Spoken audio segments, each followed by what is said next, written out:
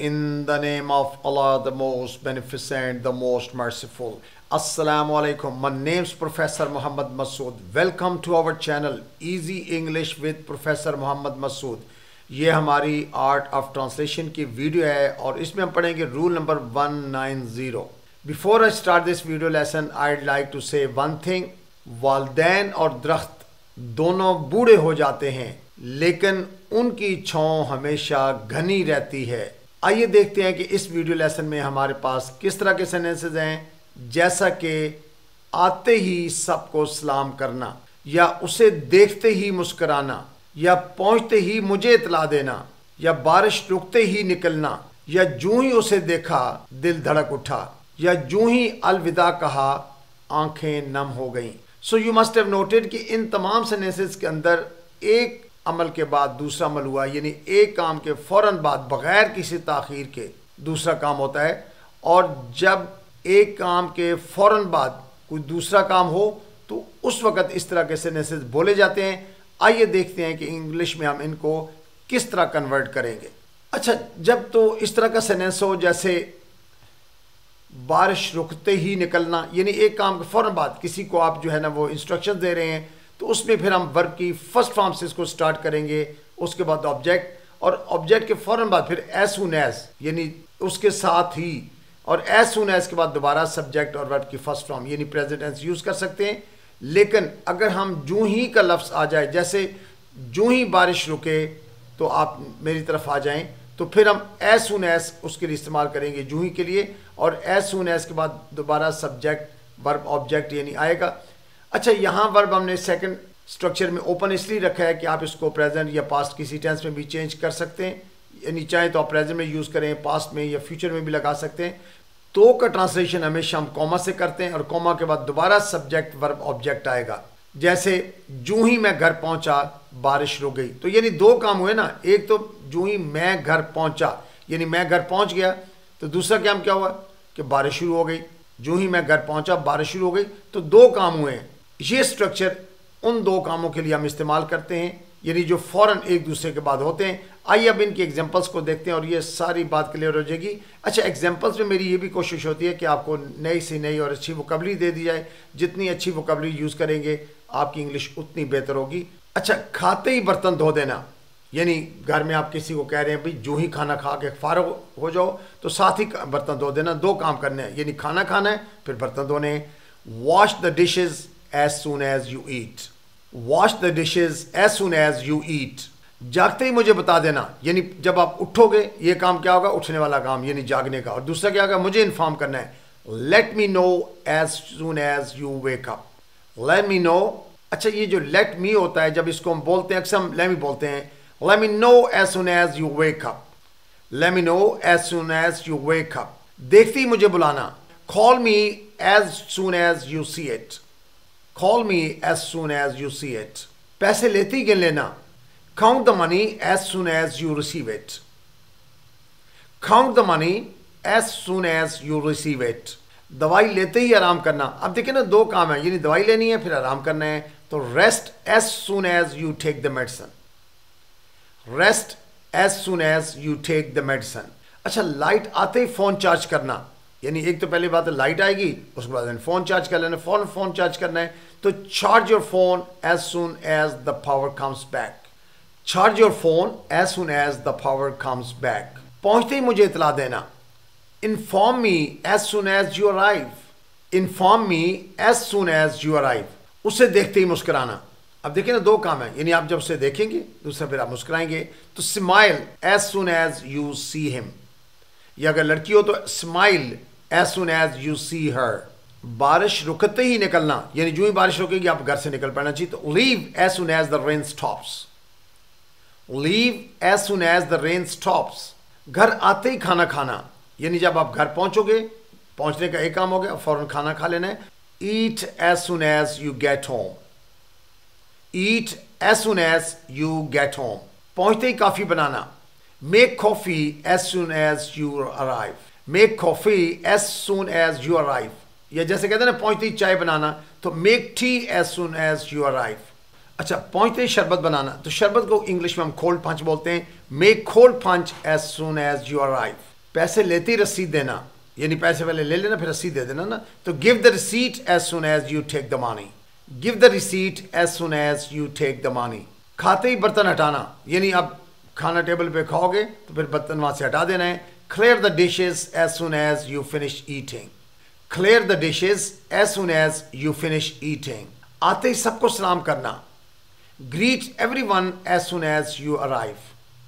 अच्छा, ग्रीट और सलाम करना किसी को भी, तो ग्रीटिंग सलाम दुआ को कहते हैं। तो greet everyone as soon as you arrive. Game खेलते ही सो जाना, अक्सर हम बच्चों को कहते हैं भाई गेम खेलते ही सो जाना। Sleep as soon as you finish playing the game. Sleep as soon as you finish playing the game. मिलते ही मुस्कुराना, यानी जब आप किसी को मिलोगे तो फौरन मुस्कुरा देना। Smile as soon as you see. Smile as soon as you see. चाय पीते ही शुक्रिया कहना। Say thank you as soon as you take the tea. Say thank you as soon as you take the tea. अच्छा, वैसे भी हमें आदत होनी चाहिए कि कोई अगर हमें हेल्प करे या हमें कुछ खिलाए पिलाए तो हम फ़ौरन उसको थैंक यू बोलें। It's a very good habit. जब भी कोई आपकी हेल्प करे you must say thank you. आते ही सबको डांटना, ये ज़रूरी नहीं होता, लेकिन बहरहाल इट्स अ सेंटेंस, जुमला है कि आते ही सबको डांटना। Scold everyone as soon as you arrive. अच्छा, स्कॉल्ड होता है डांट डपट करना चाहिए, तो scold everyone as soon as you arrive. आते ही सबको डांटना। अच्छा, अब देखें यहाँ जो ने इसके बाद जुमले स्टार्ट किए हैं वो तो दरमियान में हमने लगाया था एज सून एज, लेकिन यहाँ जूं ही का ट्रांसलेशन हम एज सून एज से कर रहे हैं कि जूं ही खाना बना तो वो आ गए। As soon as the food was ready they arrived. As soon as the food was ready they arrived. अच्छा, अगर इसको प्रेजेंट में बनाते हैं कि जो ही खाना बनता है वो आ जाते हैं, तो as soon as the food is ready they arrive. फिर डी खत्म हो जाएगा, अराइव फर्स्ट फॉर्म आ जाएगी। या जो ही खाना बनेगा वो आ जाएंगे।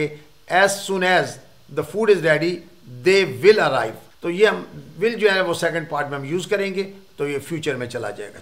जो ही लाइट गई तो मैंने मोबाइल निकाला। As soon as the power went out I grabbed my phone. Grab होता है पकड़ना, ये नहीं निकालना चाहिए। तो as soon as the power went out I grabbed my phone. जो ही फोन आया तो मैंने उठा लिया। As soon as the phone rang I picked it up. As soon as the phone rang I picked it up. अब देखिए ये जो तो का लफ्ज दरमियान में आ रहा है उसकी ट्रांसलेशन के लिए हम सिर्फ कॉमा बीच में लगा रहे हैं कि as soon as the phone rang comma. तो यहाँ कॉमा जब लगा दिया तो का ट्रांसलेशन हो गया मैंने फोन उठाया, मैंने उठा लिया। I picked it up. जो ही चाय बनी चीनी खत्म हो गई। As soon as tea was ready sugar ran out.